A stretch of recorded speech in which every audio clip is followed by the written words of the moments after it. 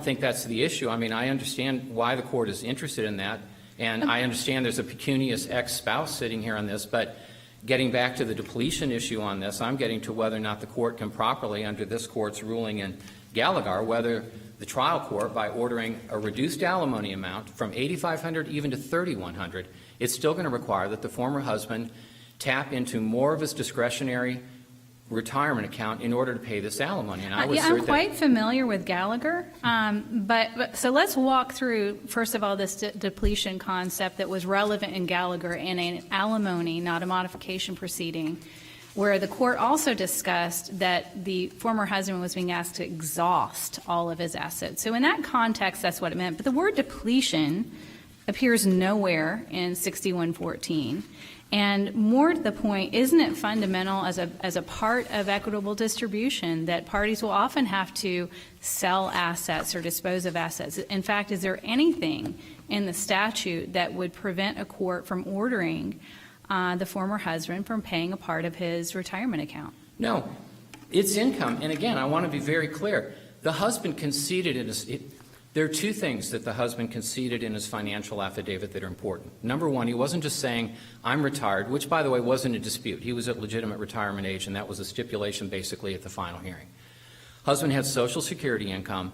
The husband started taking voluntary withdrawals from one of his discretionary retirement accounts of $1,682 a month. That was on his financial affidavit. And the husband also reported recurring in-kind income that he was getting from his current wife, which was half of the living expenses. It isn't like the husband is sitting back and living off of the wife. So that went in to come up with the income that he had, which was around $6,700 a month.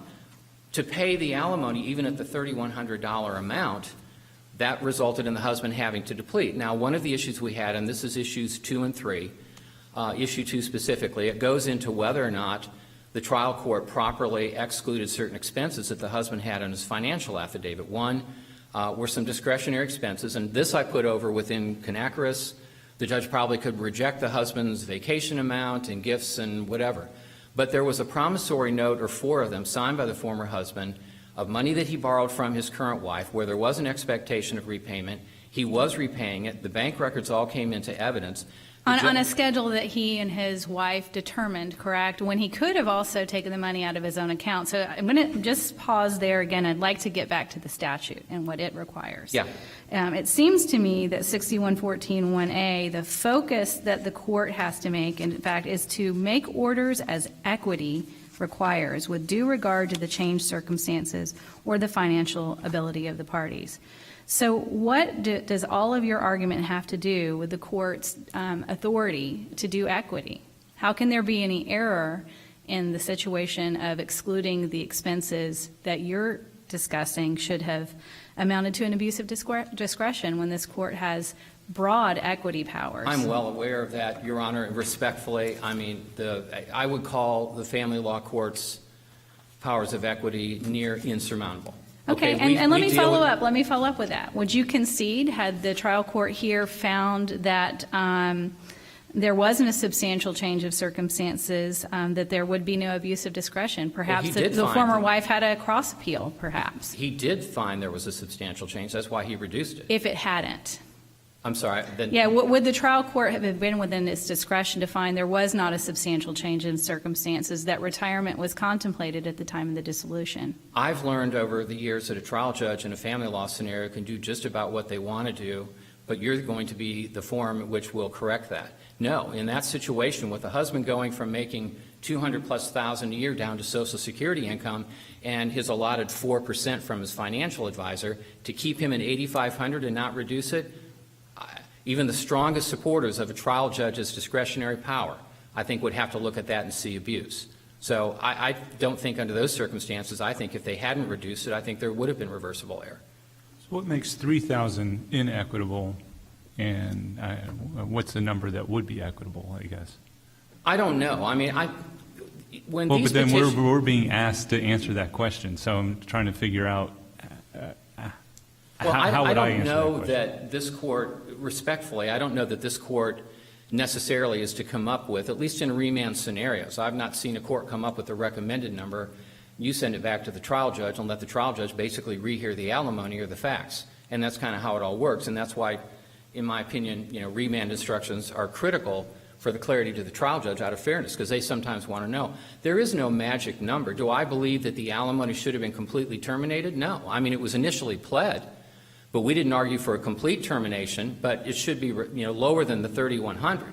I don't know if it's $1,500 or $2,000 or whatever, but I just know that at the $3,100 amount, with the husband's need and the husband's income being established by the trial judge, because he articulated, as he's supposed to under the statute, what the factual findings were regarding net incomes, I believe that the $3,100 amount, as we've argued, and I would assert, is going to require that he deplete or get into his discretionary, retirement accounts more than the level he's at. I believe it's going to be closer to 8% based on what he would be required to pull out. I'm in my rebuttal time. So your position then is simply equity requires that the alimony modification be a number that does not require him to take more out of his retirement than the 4% that his financial advisor is. Or some amount. I don't know about percentages, but I know double that amount would require him to deplete it. And if you can do the math, I think he's 68 or whatever. Right now, I think there was some trial testimony that he'd be 75 or 6 and his retirement's gone. Now, he had a second account, but he can't get into that because that is an account that cannot be touched until he's 72. And that was not unless he depleted the account or withdrew it, rolled it over, whatever. The trial judge didn't focus on that and focus on that as a source of income, although it was there. And I know Appellee's counsel probably will mention that. But it's this discretionary account, the Royal Alliance account, is where it could be. And, yeah, I would argue that, any amount of alimony at $3,100 where he is right now, he's going to have to increase the amount. The trial judge said a little bit, okay, maybe not that much. But the basis for the trial judge rejecting the husband's reported expenses, and I'm getting back to the point you made, Judge Rowe, on this is, doesn't he have the discretion to do that? Well, of course he does. But I also would assert that he can't ignore, certain evidence that's there. And all the trial judge said on this, as far as the $2,000 expense and the promissory notes and the repayments to his current spouse, were that I've never seen a family member go back and sue another family member for not paying a promissory note. I guess that's a finding, but I don't find that's a legal basis or rationale. I thought it was interesting. The trial judge said that's $2,000 going back into the same household. Well, that was a point the judge made. And he's taking it out of the pot and putting it right back in. Well, non-record evidence, I could love to comment on that as to whether that might really happen. But yeah, I understand the point. And these are the determinations trial judges make, and it's a hard job to do it. But I think the numbers, if we look at the numbers game and the evidence that went in, I think that it shows that depletion is a real problem, and the judge acknowledged that. The judge said there will be more money that he will have to take out. Is there a magic number or a percentage that would be acceptable versus resulting in depletion? And I would, if the court is not comfortable with Gallagher as an example, Kitchens in the Fourth specifically dealt with depletion of a party having to tap into a discretionary withdrawal retirement account more in order to handle a modified alimony amount where it was reduced, and that court found error. I believe between those two, and I know that Gallagher did not deal with, Gallagher dealt with savings accounts, I believe, and perhaps a pension, I think, were the two assets in that. So it wasn't specifically a discretionary withdrawal account. But certainly Kitchens does, and I think the facts in Kitchens run parallel, very similarly to what we have right now. I'm going to reserve my time. Thank you. Thank you, counsel.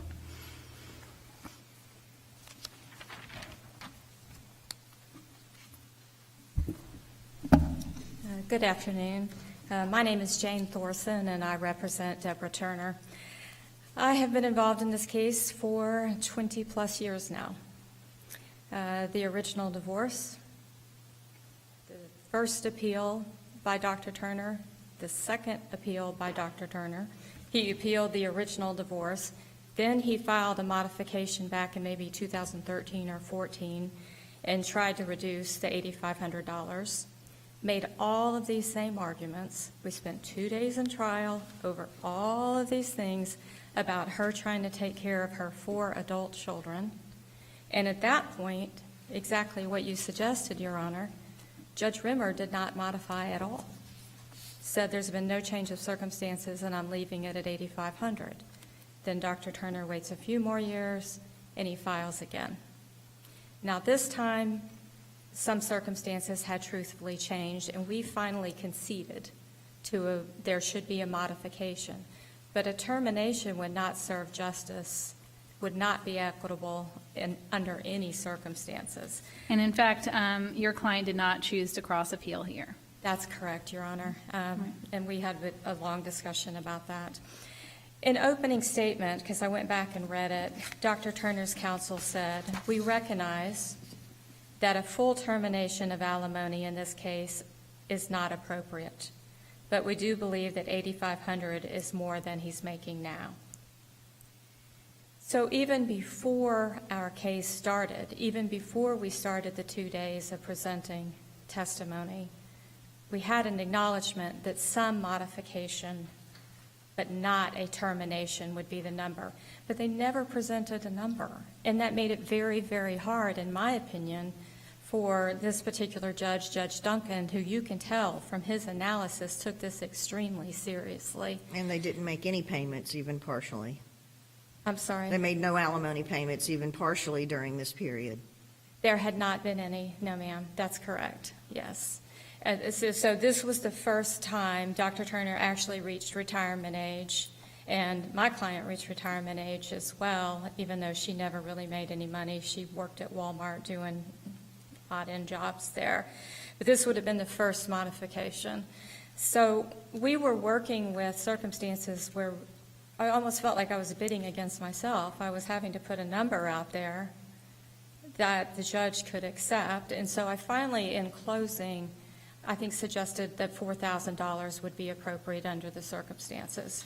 Well, the former husband's main argument seems to be that this idea that a party should not have to diminish or sell an asset to satisfy an alimony obligation, and certainly recognizing in Gallagher where you said you don't have to exhaust all of your assets to pay alimony, and that was an alimony case.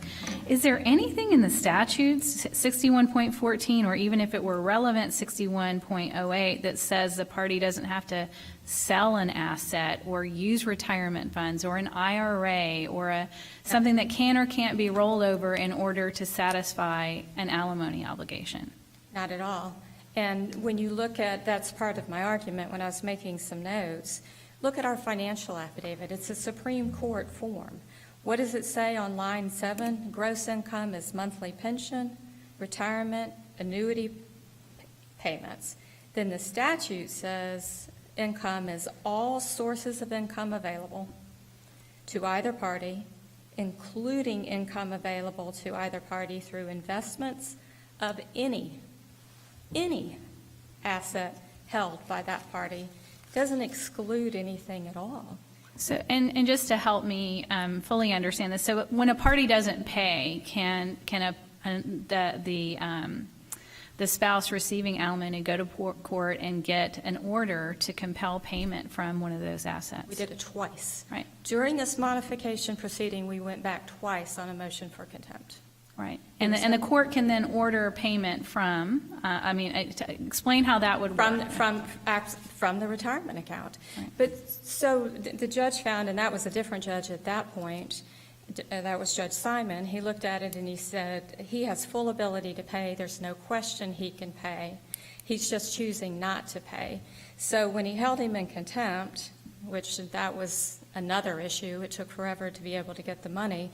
But when he held him in contempt, instead of paying it from his funds, whether they were from whatever source, he borrowed the money from his current wife that has an income of $58,000 a month.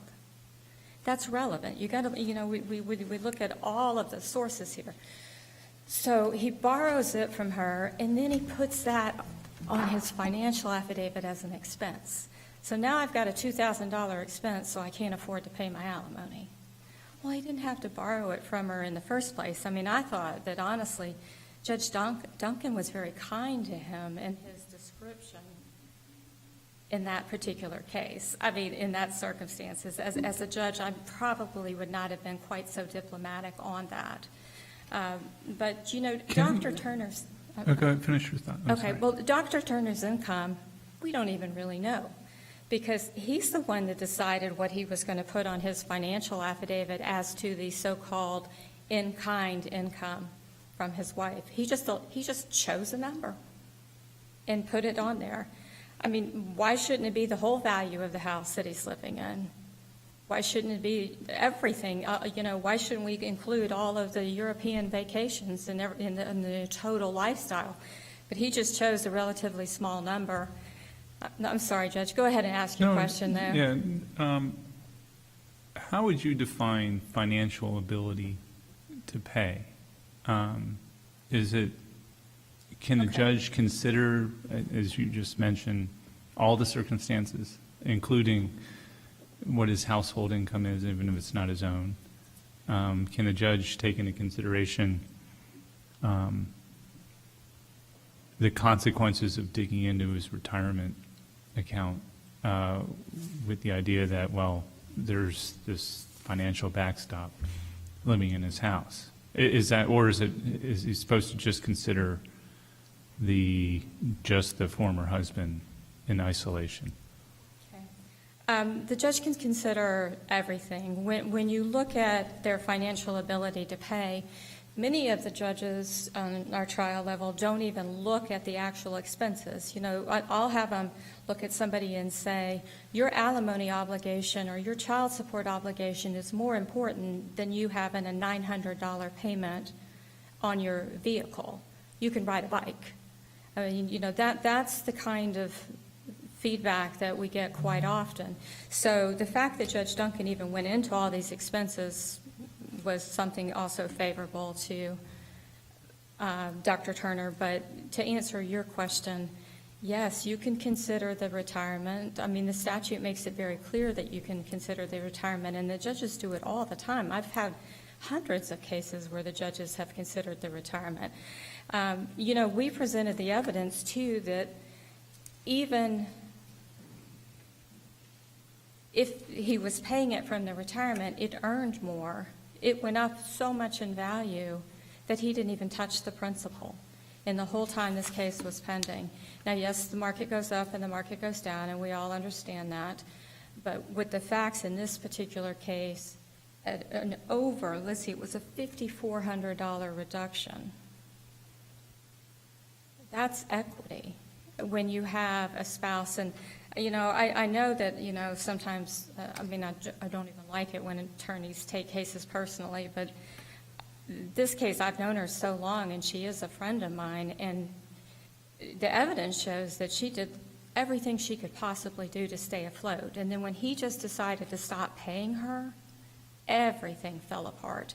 And he didn't just stop. If you read the first appeal, he didn't just stop paying her here, but he stopped paying her before. And that's when she got more and more behind and couldn't keep up with her expenses. Well, how does all that then square, is that your answer? I'm trying to square your response with the idea that should his income have been modified, or the alimony should have been modified at all? Like, is retirement even relevant here if his other financial circumstances, he's still doing well, he's living comfortably? To what extent is what his spouse is making, current spouse making, Well, I relevant? usually don't stipulate that there's a modification or there's a substantial change of circumstances. I almost always file a counter petition actually seeking an increase, and that's what I did the time before this one. We wanted to get it finished, and we thought that maybe this would be the last time if we could do it this way and agree there should be some modification and try to work it out, which didn't happen. So it was a strategical decision overall to approach it the way we approached it. I mean, to give you an honest answer, I don't really think that the judge even had to modify it. But if you have a person who has a court order and they've already been held in contempt twice while their case is pending and they're still not paying, and you can't reach them because they're in Tennessee now, and the house is now in their current wife's name and not in their name, and there's a trust, and you see that in the record. I referenced the trust and there's nothing else. Sometimes you just have to be practical and try to make it work. And that's, so he was basically untouchable, so it was trying to come up with a solution where he would actually pay. I'd like to go back a little bit on the financial ability. The former husband makes a lot of what his financial advisor advised him to withdraw and what the regular rate was. Is that something that the trial court really needs to consider, or do we convert modification proceedings into battles of the expert and actuarial accounts on what the reasonable market forces are that compel certain withdrawals? I mean, certainly it's relevant, but the difference between 4%, 8%, even 12%, doesn't the trial court have a broad range of discretion within this equitable proceeding? Absolutely. I mean, I think I couldn't say it better than you just said it. I mean, that is the case, but do we frequently see the expert testimony? Yes.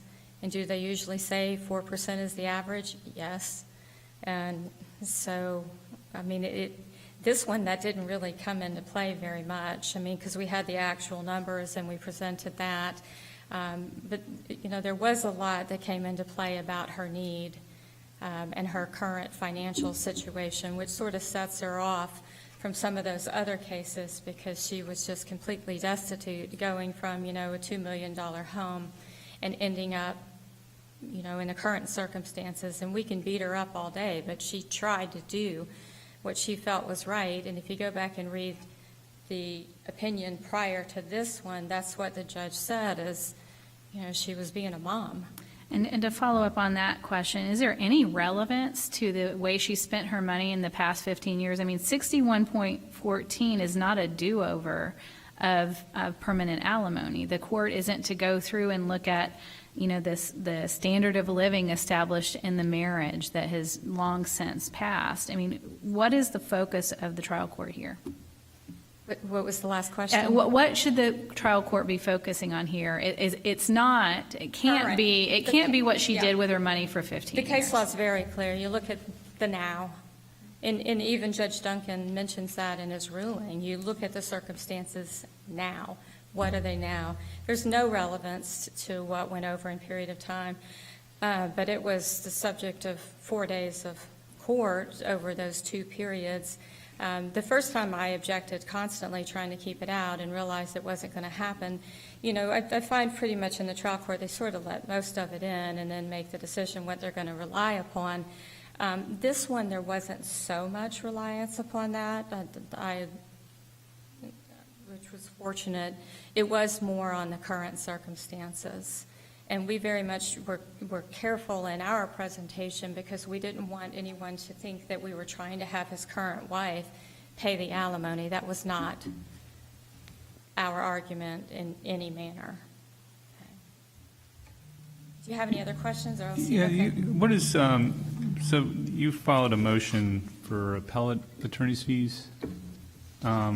I mean, at this point in the case, you've obviously been here. She's gotten the benefit of counsel. There doesn't seem to be the urgency anymore. Is there a need for us to address that motion anymore, or is that something that you can just go to the trial court and ask at the end of this appeal, or even right now?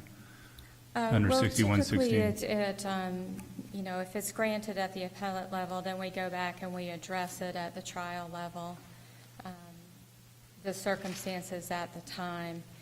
There is a very large disparity in the incomes of the parties. But, yes, you would address it, but we don't argue it in this particular setting, at least not to my knowledge. I've never done that before. But, if it's granted, I know it's changed lately. It's not so much on dresser and provisionally, but it's kind of like we're saying, yes, there does appear to be a disparity in income, but the trial judge is going to have to make that final decision. But the trial judge can make the initial assessment, too, as to whether there's a disparity at this point, right? Yes. There's not the urgency to have us grant a motion for temporary fees so that you can be here today. Well, it wasn't a motion for temporary fees. It was a motion for final fees. If it is a motion for temporary fees, and I do take that in front of the trial judge, they're just not very familiar with those motions, so typically we will wait and we'll do it, see if this court grants the fee request, and then we'll take it back in front of the trial judge and let them make the final decision. Or sometimes we just say, it's done. Even though it was granted, we're still not even going to go back in front of the judge. and do that. But we do have to have an order on this one because it was not a temporary request. It was for final fees. And if I understand correctly, you voluntarily waived your fee below. You're just seeking an appellate fee. Well, I didn't really voluntarily waive my fee. We had a temporary fee hearing on the trial court, and we were awarded $20,000. Might seem like a lot. We spent more than that, but still. So I didn't ask for any more at the final hearing because I felt like that was sufficient. Does that answer that? Yes, thank you. Okay. All right. Well, I appreciate your time, and I appreciate you looking at the overall circumstances and seeing how much detail Judge Duncan put into this particular order, because I think he worked very hard to perform equity under what's always difficult in a family law case. It just always is. Thank you, counsel. Mr. Keene, I'll extend your time by 2 minutes. Oh, I appreciate that. Thank you. If I might address some of the questions the court had for Appellee's counsel.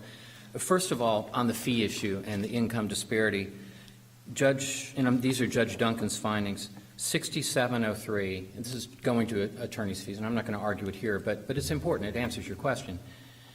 6703 is what Judge Duncan found my client's net income to be.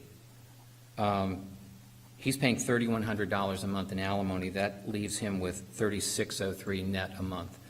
The wife's Social Security was $1,600 plus. I'll just say $1,600, and she's getting $3,100 in alimony. That puts her income at $4,700 and my client's at $3,603. Now, that's without me arguing depletion or whatever, but I'm just saying there's no the income disparity because of the alimony payment is going the other direction. And that largely serves my point that the $3,100, and this doesn't even get into the need, okay, or these expenses that we're talking about. This is just based on Judge Duncan's actual findings. That's where we are on this. So I think it's important to frame it like that. Yeah, but that goes to my point. That's what I was asking Appellee's counsel. For a final fee determination, it's really a true-up at the end of the case to determine, based on the landscape, what everything looks like at the end. Yeah. And we're not competent to do that. The trial court is. So why wouldn't this just go back to the trial court at this point? Yeah. At the end of the case, for the trial court to make the assessments and let you make the arguments that you just made? Yeah, and I appreciate the extra 2 minutes because I'll take 15 minutes to address that.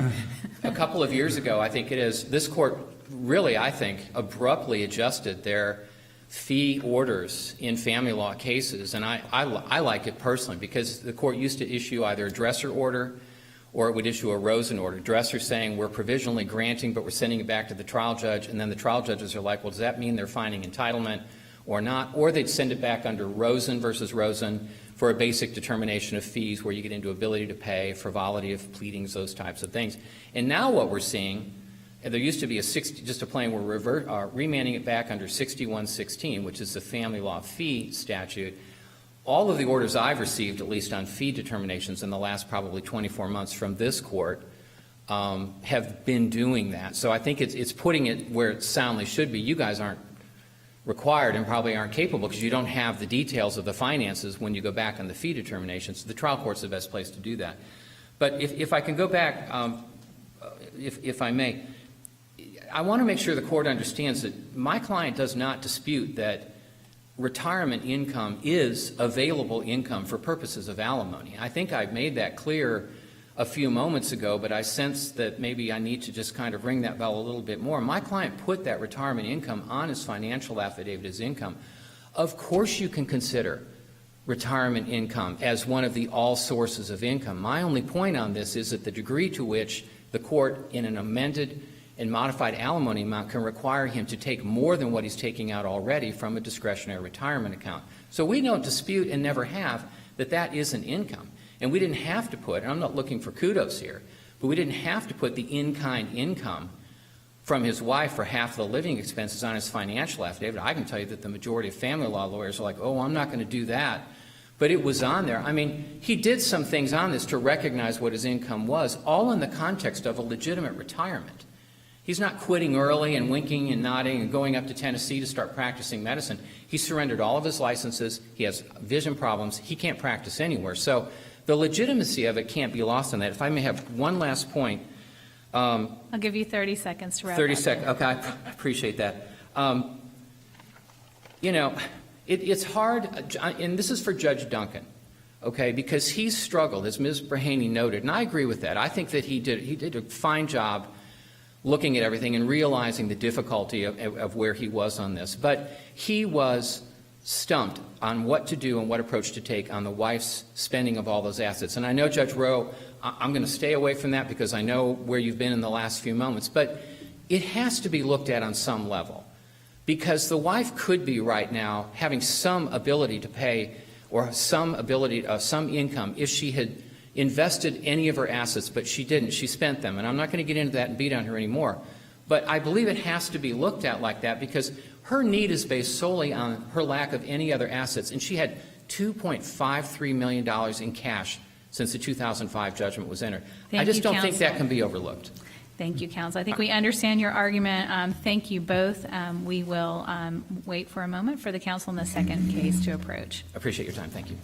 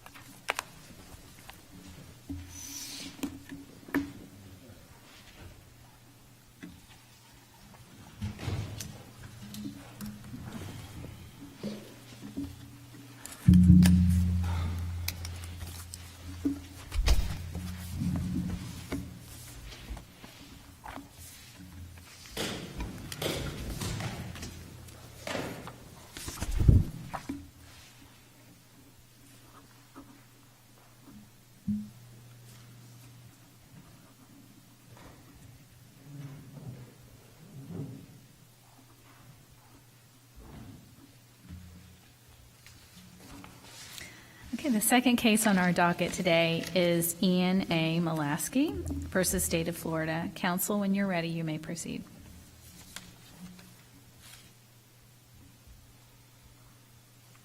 Good afternoon. May it please the court. Michael Larkman on behalf of the appellant, Ian Molaski. I'd like to reserve 5 minutes of my time for rebuttal. I'm hoping to focus my time this afternoon on the first claim raised in the briefs, and of course, if the court has any questions regarding the remaining claims, I'm prepared to answer those questions. The first claim concerns whether or not the trial court erred by denying my client his right to counsel of choice at trial. In the Gonzalez-Lopez case, Justice Scalia, writing for the majority, said that an element of the Sixth Amendment right to counsel is the right to, quote, choose who will represent the defendant. He also referred to it as counsel of his own choice. But I recognize that the right to counsel of choice is not absolute. The courts have clearly said that. And a request for a continuance to accommodate a request to have counsel of choice can be denied when there is a countervailing public interest in the fair and orderly administration of justice. And I think recently the Fourth District Court of Appeal in the Perozzo case explained what an appellate court is to consider in this regard. They said any denial of an accused request for a continuance to retain counsel of choice must be based on an adequate inquiry into the surrounding circumstances and proper findings to show that the defendant's constitutional right is not being arbitrarily denied. The court went on to say the factors to be considered by the trial court include the following 3 factors. 1, whether the motion is being made in bad faith or as a delay tactic.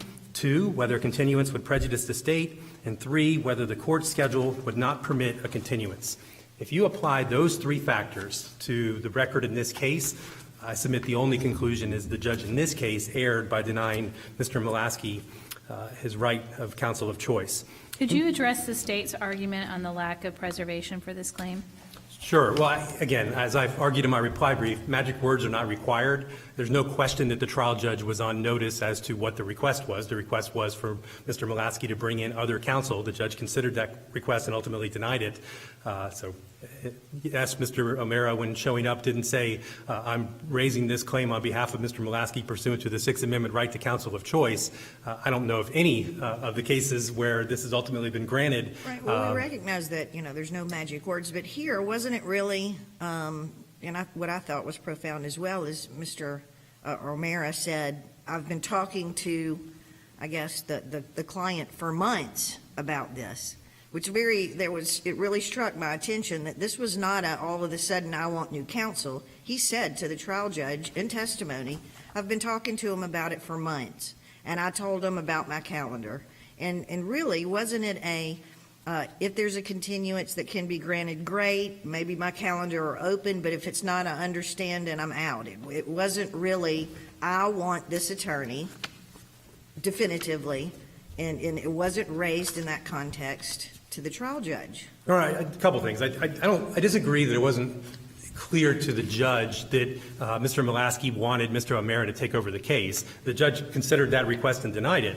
I agree Mr. O'Mara was very respectful in the way that he made this request, but he did say, look, I'm going to be retained if you grant a continuance. I simply can't do it on the October 23rd date that it's currently set. So the other context that I think you need to look at as far as the family saying they talked to Mr. O'Mara for months, and I think that goes into the greater issue as to clearly this record shows that my client wasn't making this request for purposes of delay or in bad faith. We have to understand what was going on at this time. What was going on was obviously COVID. The state cites three motions to continue in its answer brief. But if you look at those motions, all of those motions were to continue this case from one case management to the next, not to continue a trial date that had been set. The first time a trial date was set in this case was in September of 2021. Now, just before that, the previous motion to continue the case management had cited to the fact that the parties were still trying to get the depositions. And in fact, at that September 2021 case management, the last deposition was still scheduled to take place a couple days later. So it's only at that September date, when we've now gone a year and a half since COVID began in March of 2020, where no trials are occurring. And you can imagine that the Mulaski family is thinking to themselves, this case isn't ready to go to trial. It's been dragging on for months and months and months. We didn't even have vaccinations until April of 2021. So jurors were not coming back into the courtroom until after that date. In fact, if you look at the Florida Supreme Court's administrative order, speedy trial was still suspended until October 4th of 2021. That's the date of this status conference or pretrial case management conference when Mr. O'Mara showed up. So you can imagine that when Mr. Mulaski shows up at a very brief Zoom case management conference in September of 2021, the judge says, okay, what's the status? Where are we? And both parties say, we've now completing discovery. I think we can put this on a trial docket. And the judge says, okay, we'll put it on a pretrial for October 4th, and we'll go to trial on October 23rd. That's the first time Mr. Mulaski would have been on notice, hey, if I'm going to make a switch, we've been talking to Mr. O'Mara, now's the time to do it. And the very next court appearance is when Mr. O'Mara shows up and makes this request. Well, why not speak up at that time and say, yeah, I'm looking at this other counsel I've been talking to for a while, and I don't think he can make it in October of 21 for that trial. Why did Mr. Mulaski speak up at that Zoom conference? Yeah. Mr. Mulaski wasn't even addressed at that Zoom conference. They don't even say, hello, Mr. Mulaski. Well, no, I mean, the counsel. I mean, why didn't counsel at that point mention something? I think the cases somewhat recognize this. There's a tension in these cases because the current counsel wants to stay on the case, usually, and so the current counsel doesn't have a great incentive to say, and in fact, I don't know if current counsel in September even knew that they were talking to Mr. O'Mara. He was clearly aware of that by October 4th. So, again, the first time that Mr. Mulaski would have been told this case is now being set on a trial docket, the very next court appearance, which is still 3 weeks prior to the trial, Mr. O'Mara shows up and says, the family has made arrangements to bring me in. I will accept this case, but I haven't filed the notice of appearance unless you can continue it to another trial docket. Let me focus on two other points real quick also. Actually, let me focus on what the trial court's two reasons were in this case. Only two that were given. The first one is this, and this is on page 224 of the record. Mr. O'Mara, I'm usually very lenient when it comes to picking counsel, but I have full confidence in Mr. Hudson's ability to try this case competently. As you know, he's my former law partner. First reason the judge gives is, I'm normally really lenient for requests for counsel, but this one happens to involve my former law partner, so I'm not going to grant it. I submit, again, the standard of review is mixed. In Madison, this court said it's a bifurcated. You give deference to factual findings, but you still have to look more closely at the legal conclusion that affects my client's constitutional rights. But even if this was under the arbitrary and capricious abuse of discretion standard, it is completely arbitrary to say, I would normally grant this, except for you're asking for my former law partner to be kicked off, and therefore I'm not going to grant it. And your position is that this would be structural error? So that's as far as we would go, is this is an abuse or something like that, and we don't have to look in how well his existing counsel did. I guess, I think you're Or saying the flip side of that question is how do we determine what prejudice is in a situation like that? So it's interesting, right? So the first question that must be answered by the court is there error? If you reach the conclusion that there's error in denying the right to counsel of choice, then yes, the U.S. Supreme Court has clearly said it's structural error. You cannot go back and look to see if harmless error would apply because, in Justice Scalia's words, how can you judge what a different attorney would have done and compare it to what this attorney did do? Now, there is still a prejudice component to whether or not the trial court was correct in denying the request for the continuance and the right of counsel of choice. So prejudice still comes into play to determine whether or not the trial court made an error. But if determination is made that the trial court made an error, harmless error cannot apply at that point. The U.S. Supreme Court has said that it is structural error. Mr. Efferman, I'm going to try to keep up with you, but I'd like to go to issue 2 a little bit and talk about the JOA motion and the phase-on test in particular. Judge Artal in the 4th District recently called into question the application of the phase-on test and whether statutory changes that have occurred since that case was decided call it into question, and the 4th District has certified a question to the Supreme Court to that effect. Could you address the reasoning in that opinion and why phase-on is not still good law? Obviously, that whether phase-on is still good law is going to be decided by the Florida Supreme Court, hopefully, in the certified question. I think it's But you're asking us to apply it here, so I want to make sure. Sure. Well, it still is the law of the state, understanding what's recently been certified. I think it's a close case. I think, on the one hand, the state's argument is that his actions the second time around in preventing her from being able to open the door allowed him more so than what would be expected in a normal attempted sexual battery to attempt to continue to try to carry that out. I understand that. The best case I would have to refute that argument would be the Walker case from the Florida Supreme Court. In Walker, the people were initially at the front of the convenience store and they were ordered to the back. I would submit that being ordered to the back would demonstrate that you were clearly doing that to avoid detection.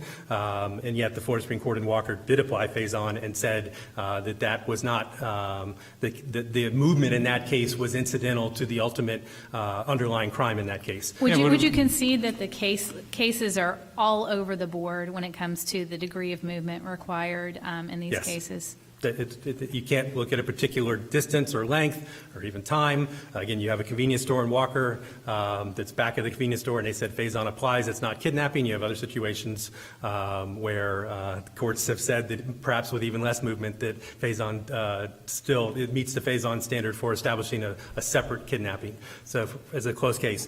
But as a matter of as a JOA analysis, though, she testified in detail as to what actually happened and described getting to the door, opening the door, and being dragged back in, picked up by her torso, and then thrown back on the bed, none of which has anything to do with an attempted sexual battery at that point. The attempted sexual battery happens when he then starts groping her again. So there seems to be a separation enough that, looking at it as a matter of law, whether there's enough to get to a jury, that sounds like enough. How do you make that? How do you make the argument that it's one continuous event and not two separate crimes? I can see that that's clearly, in my mind at least, the more difficult argument of the three substantive claims that I've raised. Which is why you opened with issue 1. I have. And then even issue 3, I think, changing a jury instruction in the middle of a closing argument, I can stand up here and argue if I had another 20 minutes on that. But in this, It's not maybe the best practice, but I quoted word for word defense counsel's argument below. The judge acknowledges the close issue, and I've presented it to this court. But if I could, and I realize that I'm in my rebuttal time, I do want to go back. And I am going to extend your time by 4 minutes, and I'll do the same for the appellee, given the complexity of these issues. Thank you, Your Honor. The other reason that the judge gave to deny the request for the continuance was this. This is on page 225. We could accommodate it in November or December, but I think it's unlikely, so I'm going to deny the motion to continue. I'm not even sure what that necessarily means. The judge initially, in the first part of that first sentence, says we could accommodate it the following month. It's only going to be a one-day trial. That was just said. But then I think it's unlikely. If the record would demonstrate that the judge then reached out to the clerk or the judicial assistant and said, do we have any openings in November, December? And if the answer was nope, the only way we can do this is now come January or February, maybe that would be a stronger argument for the state. But for the judge to acknowledge we could accommodate it, but I think it's unlikely, I'm denying it. The judge didn't, under the third factor that's considered, could it fit into the court's calendar?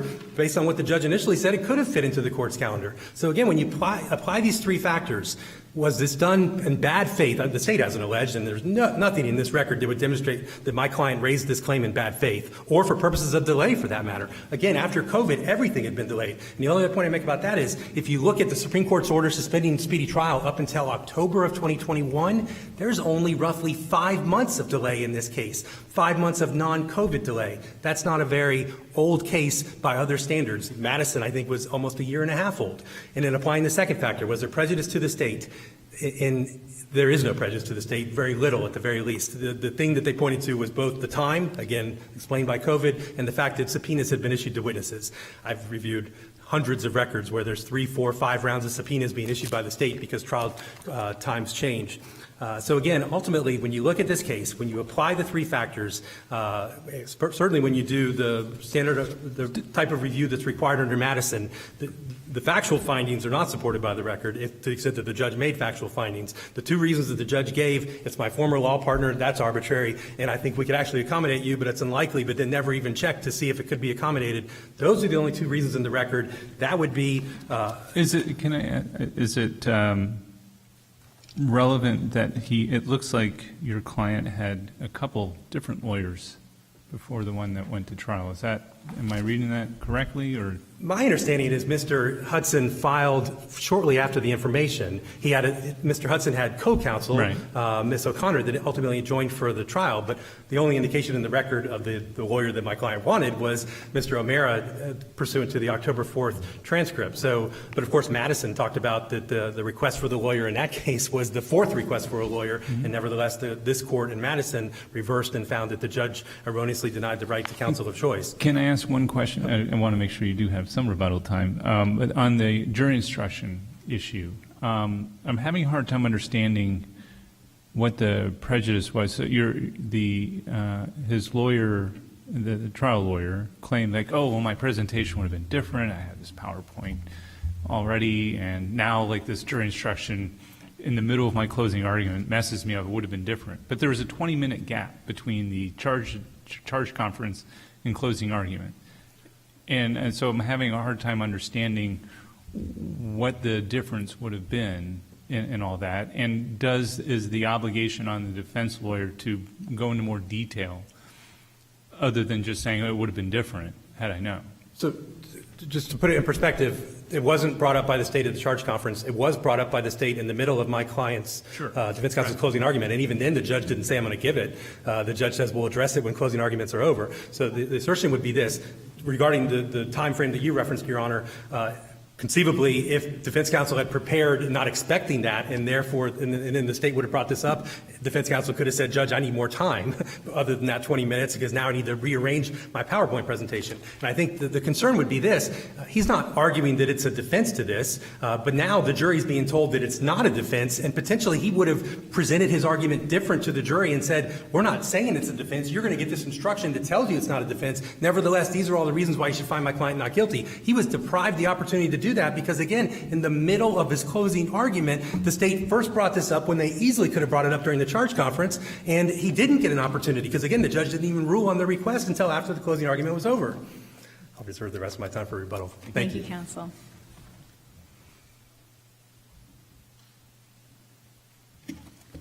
May it please the court, my name is Charlie Lee. I represent the state of Florida, the appellee in this case. There are two common factors in most of the cases that resulted in reversal because a defendant was denied his choice of counsel. The first is that the defendant voiced his dissatisfaction with his current attorney, and that didn't happen in this case. That is the harm at the heart of Gonzalez-Lopez and many of the other cases. And Madison, which I think is... At what point during the hearing would Mr. Molaski have had an opportunity to say that? Your Honor, that's unclear because he didn't speak during the hearing that they had when Mr. Amara came in. Wasn't he, was he on Zoom for this one? That's what I took from the transcript. Right. He was on Zoom.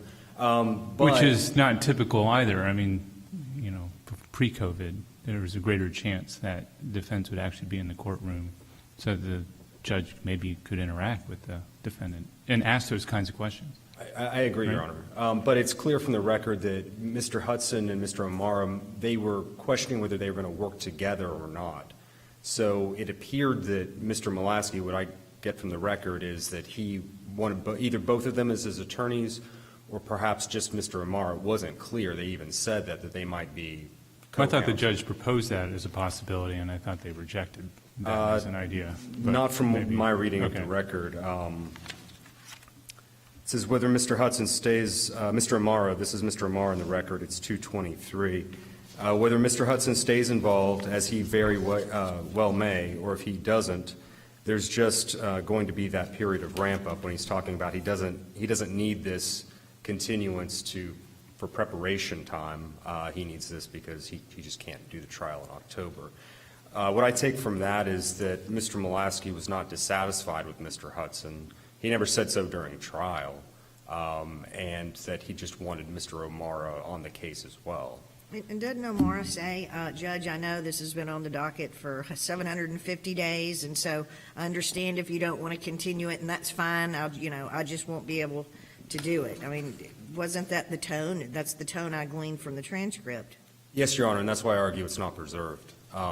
This isn't a case where Mr. Molaski said, I have a right, a choice to counsel, or any of his lawyers brought up that he has a choice to counsel, and that they really wanted Mr. Amara to be on the case. It was more presented to the court that if the court could accommodate it in its schedule, then Mr. Amara would come on, and if he couldn't, he wouldn't, which puts the court in an awkward position. It really invites the error because the court's being given almost a choice of whether to let Mr. Amara on. They're inviting the court to make that choice without applying the McKay factors. What would the proper objection have been? Like, what should Mr. Amara have said in that circumstance, recognizing he hasn't appeared in the case yet, and he's there basically by grace of the judge being allowed to speak? Should Mr. Amara at that point said, Your Honor, I object, and you're depriving my client of his right to his choice of counsel? I mean, what are the special words that should have been said that weren't uttered here? There's no magic words, Your Honor, as the appellant has stated. However, he could have done what Mr. Madison did in that case and sent a letter to the judge saying he was dissatisfied. He could have brought it up during trial. It just never was mentioned. His dissatisfaction with Mr. Hudson is not anywhere in the record. What if he just thought that Mr. Amara would do a better job at trial? And he He may not have been dissatisfied with Hudson, just thought that Amara was his better shot. That's a possibility, Your Honor. And what would that letter have looked like? Your Honor, Hudson's all right, but, Amara, I mean, he's my ticket. I mean, I don't understand. None of the cases speak to a situation like that, where a client wants two counsels at once. It kind of gets into the dissent by Justice Alito in Gonzalez-Lopez, where the focus of the Sixth Amendment, Alito argues, that it's the assistance the counsel provides, and that's something Mr. Molaski got, that this choice of counsel, it really plays more into, my argument is that it plays more into where the defendant can't get along with his counsel or doesn't believe or have faith in the counsel he has. That's where the Sixth Amendment gets violated. I think when you have a person that's perfectly satisfied, I know this is different than Your Honor's hypothetical. No, but that's okay. But if you have a person that's perfectly satisfied with the attorney he has, just wants another set of eyes and ears on the case, I don't think that violates the defendant's Sixth Amendment right. He has that effective, I know that the standard's not effective assistance of counsel. That's clear from Gonzalez-Lopez. It's a higher standard than that. Well, the defendant had not one but two lawyers who could have said, we don't want to go forward without both of us on the case, or in the least, Mr. O'Mara on the case, judge. That's correct, No Your Honor. definitive statements whatsoever in that context, but correct me if I'm wrong. No, Your Honor, that's my argument, that there's no, he never expresses that there's any, one of the McKay factors, the 6 McKay factors, is adequacy of counsel that's provided.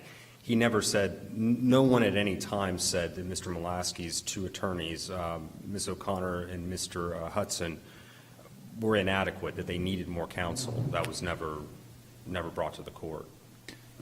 Is it a different query, though? Let's just say we're looking at it as an abuse of discretion question, and we have a judge that really doesn't have a reason why he wouldn't continue it other than, I guess he's under pressure because there's such a backlog in these trials, and he's not going to continue this one, even though he knows the implication is it's been made clear to him that if he doesn't grant the continuance, then this other lawyer is not going to be able to come in, the one that Mr. Mulaski has chosen. Does there have to be more of a consideration of the impact of the denial of that motion to continue, other than, I think you have a fine lawyer staying there right now, and we're going to move forward just because I got a lot of other cases behind yours, thanks to the administrative order from the Chief Justice? Yes, Your Honor. That's the second element that's common throughout the cases until possibly Madison. I'll address that after I answer Your Honor's question. In all the other cases, you'll see an arbitrary or legally erroneous reason. So it's a policy, Perozzo. I don't let defendants run the show. In Gonzalez-Lopez, it was basically, it seemed like the judge was looking for ways to find violations of the attorney's ethics code to keep the pro hoc vice attorney off the case. In all these cases, there's a mechanistic policy or just an absolute refusal, an arbitrary decision. The judge doesn't say, unlike the judge in Mr. Mulaski's case, the trial judge won't say, well, I don't have many dates, and we're running out of dates for the year. It's just, I'm not going to do it unless you can give me a better reason than you want a new attorney. That's just an arbitrary policy. And that didn't happen in this case. So those are the two things, that dissatisfaction with counsel and an arbitrary or legally erroneous. One of the cases that the appellant mentions in his briefing is In Doe, which is a case out of this district where the trial court erroneously believed that a public defender couldn't defend in a family matter, which the court found was wrong. So that's a legally erroneous reason. So I think in those cases, that's where you would have a structural error. But in a case like this, it's hard to apply that. And a couple of things I misquoted in my brief. One was regarding the preservation issue and the jury instruction issue. And another thing is, in Madison, I wrote that there's not a discussion of the structural error in Gonzalez-Lopez. It is mentioned in there, and it is applied as a per se reversible error. But in Madison is different than all these cases, I think, because this court stated that because the court almost had a small Nelson hearing, which isn't the standard. That's an effectiveness of counsel. That because the court didn't apply the right process, didn't apply the McKay factors, and then the record didn't satisfy the McKay factors, and I'd argue in this case the record does, that was a per se reversal. So there wasn't necessarily, construing Madison in the light most favorable to the appellant, would be a case where maybe there wasn't an arbitrary or legally erroneous denial of the defendant's motion to continue the case to get the new attorney on. That's where I'd agree with the dissent in Madison. The trial court has to have that ability to keep the docket moving. And in an era with COVID, and that's brought up a lot, it's all the more important because now there are months and months where no cases are happening, and a massive backlog will ensue from that. And cases they're going to keep coming in. Crime rates and arrests are not going down. So it's even more important in COVID to get these cases resolved, tried, and on time. And that's why the trial court in this case did not abuse its discretion. It wasn't an arbitrary policy. These were very real and extreme time constraints that the trial court would have had. If we could move to the second issue and talk about the motion for judgment of acquittal, this court must apply Faison, is that correct? Until the Supreme Court overrules Faison, if it does. Right. Are you familiar with Judge Artau's opinion in Parrish v. State, where he calls into question the whether that's still good law in light of the amendments to Chapter 775.021 and subsequent amendments in the kidnapping statute as well? I'm not terribly familiar with it. I think I've read about the question whether Faison is still valid. And until it's not, I'll argue that it just doesn't apply to this case because there's an entire second incident. Just factually, this case would meet the Faison test. Right. I So think, applying it, this case satisfies it, but we would certainly need to apply that test here. yes, Right. Your Honor. And as Your Honor pointed out, these cases are all over the place. I mean, one set of facts can be very similar to another. The McDonald's case, Nino, that I cited, where the employee goes into the bathroom, sees a male, and he brings her back in to assault her. That met the Faison test, but in some other cases where something very similar happens, other districts have found it doesn't. That should be resolved at the Supreme Court level because I think there will be a conflict. Well, what is it? What principle is at issue and at the heart of the Faison inquiry? It's not a double jeopardy inquiry, right? No, well, to an extent. I mean, the heart of it is that not every forcible felony would be a kidnapping, that they couldn't be double charged for, doubly punished for one act, whether that's double jeopardy or not. But that's the heart of it. Whether this was one act, it's not, because he's already committed a sexual assault on this woman on of some nature on the bed. Now he is furthering that crime by confining her, preventing her. And one thing that I think really goes in the state's favor is that he let her go, or she got away, and she was almost somewhat consensually let her go to get her keys. That was her ruse to get out of there. Right, and so I want to pause there, that you've argued that if we were to reverse, then there should be judgment for false imprisonment, and the appellant has conceded that. Isn't there some tension in the idea that the defendant could be convicted for both sexual battery and false imprisonment, but could not be convicted for kidnapping and sexual battery? Let me just complete that. Particularly in light of the legislature's clear pronouncement that there can be multiple punishments for crimes committed in the same episode. Oh, I think so, Your Honor. I mean, I'd argue here that, as I recall, the elements for kidnapping required that it would be in order to facilitate a felony, where false imprisonment isn't to do that. So that, I think, that language is what courts find that it can wrap up the actual felony with the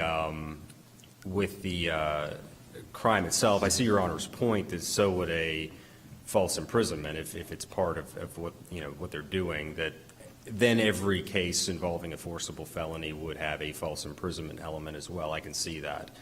But I'm glad the appellant conceded at least that it's not an all or nothing in this case, just based on the elements. But the only way that a JOA, and considering this on a JOA, makes sense is by considering the commission with the intent to commit or facilitate the commission of a felony as an element that needs to be proven separately. It needs to be separate evidence. It can't be the same. There has to be some sort of separate intent and not just minor as part of the other crime. It has to be a separate element that we're talking about, not double jeopardy. And so I guess I'm a little bit confused by your answer in that respect.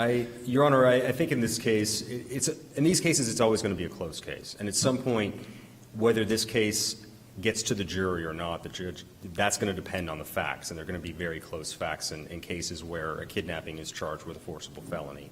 In this case, I think it meets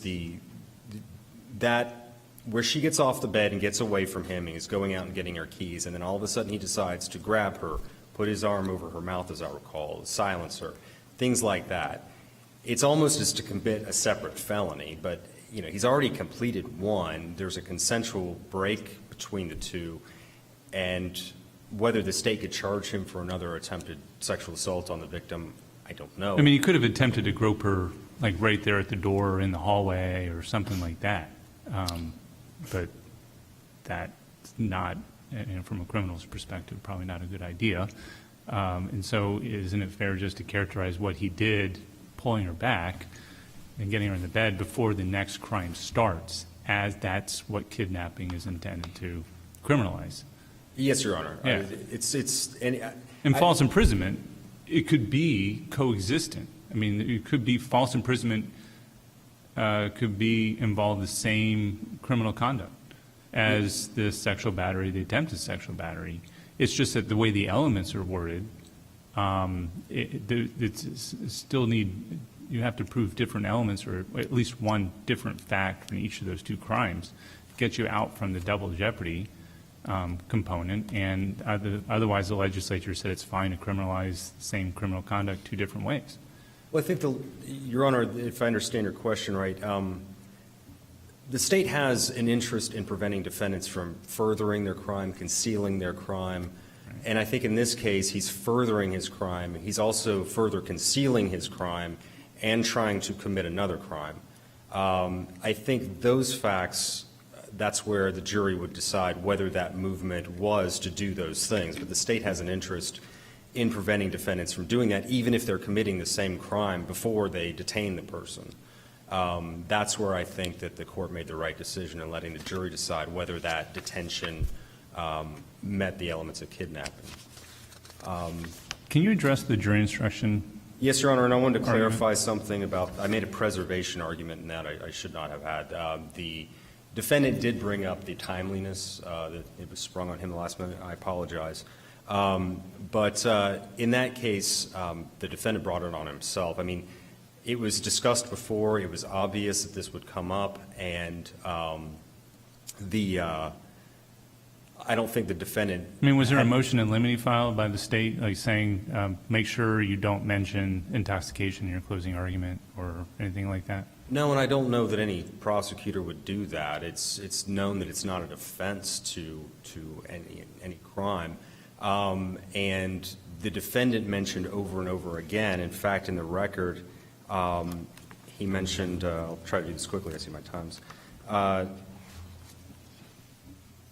The defense attorney, Mr. Hudson, or the defense attorney making the closing, says, yeah, you hold people accountable, but when you are considering what they would have done or what they intended to do, you should think about the entire context. Ian Malowski was intoxicated. He was inebriated. He was puking, stinking drunk that night. That's on page 333 of the trial transcript. He made that his defense there, and that's something that he shouldn't have done. And he invited the state to ask for this jury instruction that had already been discussed. So in that case, I don't think that any prejudice ensued. It simply told the jurors what the law is. And I don't think that there's any harm from telling the jurors that when a defendant makes a defense like that, that's not a valid defense, that he can claim prejudice because the jurors were instructed in accordance with the law. Thank you, Your Honors. Thank you, counsel, and I will ask the clerk to add a minute for the appellant, please. Thank you. May it please the court. Judge Thomas, let me attempt to do a better job of answering your question. I believe that the trial court had the same concern that you do. How serious is Mr. O'Mara about coming into this case? And in, this is, I think, 223, 224, the court, at this point, do you know if you're going to be retained, Mr. O'Mara? That was the judge's way of kind of getting through some of this, him tippy-toeing around this, if you can let me in, great, but we need to move it. If not, okay, we'll proceed. So in response to that question, do you know if you're going to be retained, Mr. O'Mara? I am, Your Honor. You're confident that would happen as long as, Mr. O'Mara, yes.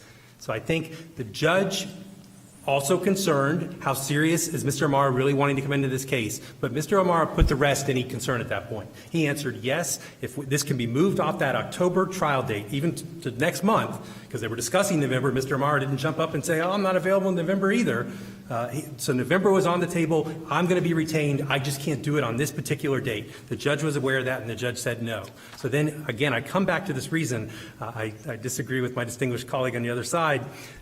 When you talk about judges and the reasons they've given across the state, when courts have reversed, I would think this reason's at the top of the list of arbitrary reasons.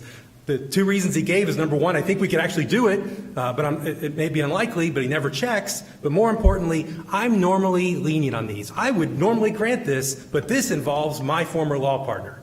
That can't be the reason to deny Mr. Mulaski. So every other defendant in the world, represented by anyone other than Mr. Hudson, this judge would be lenient and would grant the continuance and allow him to have his constitutional right of counsel of choice. But because it happens to be his former law partner, he's not going to allow it. That's erroneous. It's erroneous under a de novo legal review. It's erroneous under an abuse of discretion standard. What about the point that the constitutional right doesn't go so far as to give a defendant a right to two lawyers? I mean, it's unclear. I acknowledge, having read the transcript again, that it sounds like, hey, O'Mara wants to come in and we're going to work together. He's not clear about that. He's saying, yeah, I think it was suggested. Well, but isn't the onus on O'Mara? I mean, so O'Mara doesn't even, why didn't O'Mara just file a notice of appearance and then deal with it from the other end? Well, I think that's true in every one of these cases. You see that being explained by the attorneys that want to come in. If they file the notice of appearance, they're on the hook for the date that they're unavailable. So the way they go about handling this is, let me jump in and ask the judge, look, I can come in, but I need you to move it off the current date for whatever reason that might be, whether it's because I need more time to prepare or because, as Mr. O'Mara said, he happens to be in court somewhere else on the exact date of this trial. Push it back to another date and he can handle it. I think Mr. O'Mara seems to say in response to those questions that, yeah, we may handle it together, we may not. I think that's, again, his way of being polite about this, but clearly the request is for him to be lead counsel moving forward. I don't think there's any requirement in any of the cases that Mr. Mulaski would have to express on the record why he wants a different attorney. That would go against the constitutional right of counsel of choice.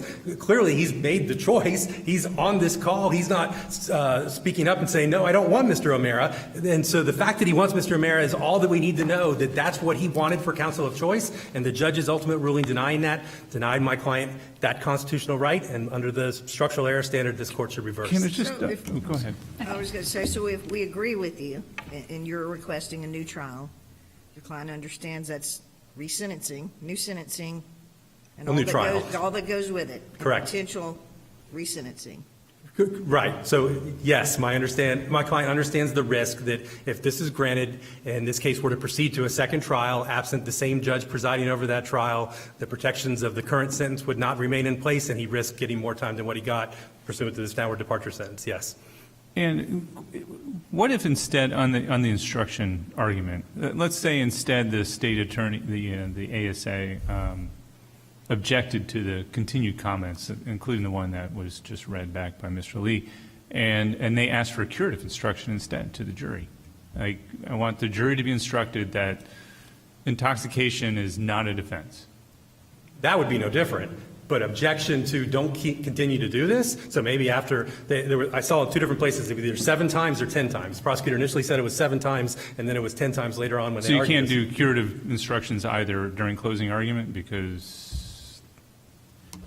Yeah, not in this context. An objection to stop him from doing that, by all means, stand up after he does it the first time. If you think that this is somehow misleading the jury into believing this is a defense, let's stop him from doing that. But the time to do this was the charge conference. I think this would apply in every kind of case, civil, criminal, whatever it is. If you're going to come up with a new instruction in the middle of defense counsel's closing and not even rule on it until after the closing is over, of course, again, we have to accept what he said as face value. I would have changed my presentation in this case. Sure, So but the state- counsel also knows, though, what that instruction, it's a standard instruction, knows that it's there, wasn't given, but there he is making the argument to the jury during closing. It sounds a lot like, Invited error? I don't think so. Forgive my client, he was stinking drunk.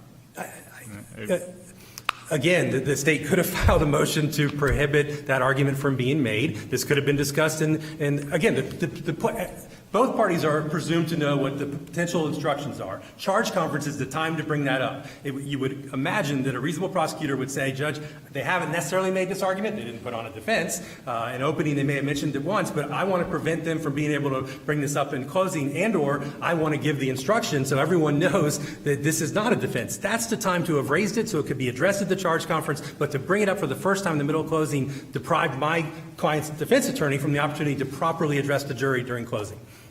Thank you. I'd ask this court to reverse. Thank you, counsel. Thank you both. This court will adjourn. All rise.